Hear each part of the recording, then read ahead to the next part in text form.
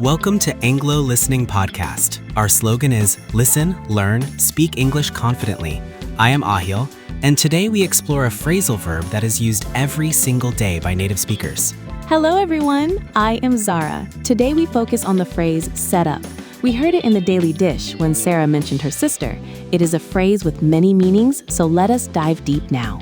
Sarah said she tried to set up her sister with a guy from the gym. Here, to set up means to arrange a romantic date or introduction. It's like acting as a matchmaker for your friends. That is right. It originates from the idea of putting things in place or preparing a structure. When you set people up, you are basically preparing the stage for a new relationship to grow. I love how flexible it is. You can set up a meeting at work or set up a new computer. But when we talk about people, it usually implies a blind date. Have you ever been set up, Zara? Oh, a few times. Some were great, others were quite awkward. The phrase implies that the person arranging it thinks the two people will be a good match. It is a very common social gesture. It can also mean to frame someone for a crime they did not commit. Imagine a movie where the hero says, "I was set up." It means someone planted evidence to make them look very guilty. Wow, that is a dark turn. But you are right, context is everything. In Sarah's case, she was just being a helpful sister. Let us look at how the grammar works. Set and up can be separated. Yes, you can say set up my sister or set my sister up. Both are correct. However, if you use a pronoun like her, you must put it in the middle. You must say, "I want to set her up today." Great point, Ahil. Now let us move to our live example. We will role-play a quick conversation using this phrase in a few different ways. Listen closely to how we use it naturally now. One more thing before our example. To set yourself up for success is a great idiom. It means to prepare in a way that makes a positive outcome very likely. It's all about the preparation. Like preparing your clothes at night to set yourself up for a smooth morning. It's all about foresight. Okay, now let us get into that live example so you can hear how it sounds naturally. Hey Zara, my brother is moving to town next week. He doesn't know anyone here yet. I really want to set him up with someone nice. Do you know any single friends who might like him? I might. What is he like?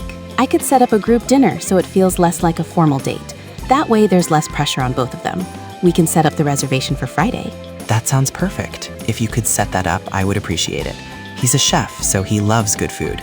Maybe we can set up the table at that new Italian place downtown near the park. I know the one. I'll call them to set up the booking.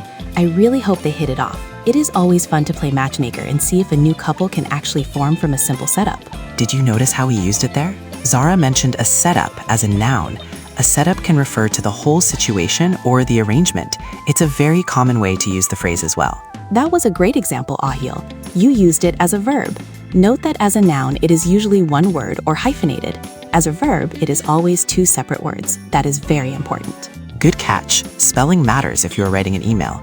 If you are setting up a call, use two words. If you are discussing the setup of the office, use one word. It's a tricky distinction. Exactly. And we used it for the dinner reservation too. Setting up a booking or a meeting is standard office English. It's all about the act of arranging or organizing something specific. We should also mention that setup can mean to start a business. If you have a great idea, you might set up a shop or set up a website. It implies building something from the ground up.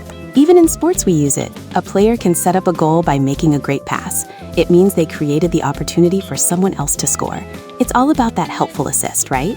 That is a perfect analogy for Sarah's sister. Sarah is the player making the pass, and hopefully, she's going to score a great new relationship. I love how these phrases connect. It really is a powerhouse phrase. From dating to business to crime movies, you hear it everywhere. The key is to listen to the surrounding words to know which meaning is being used today.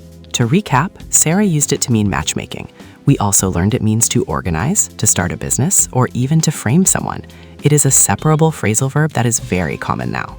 Remember the grammar rule. If you use a pronoun, put it in the middle. Set them up, not set up them. Practice this by thinking of someone you might want to set up with a friend of yours. That is all for today on Englo Listening Podcast. Thank you for joining us. Don't forget our slogan, Listen, Learn, Speak English Confidently.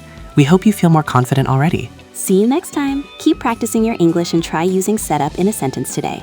Whether it's a meeting or a date, get those words out there. Goodbye from both of us for now.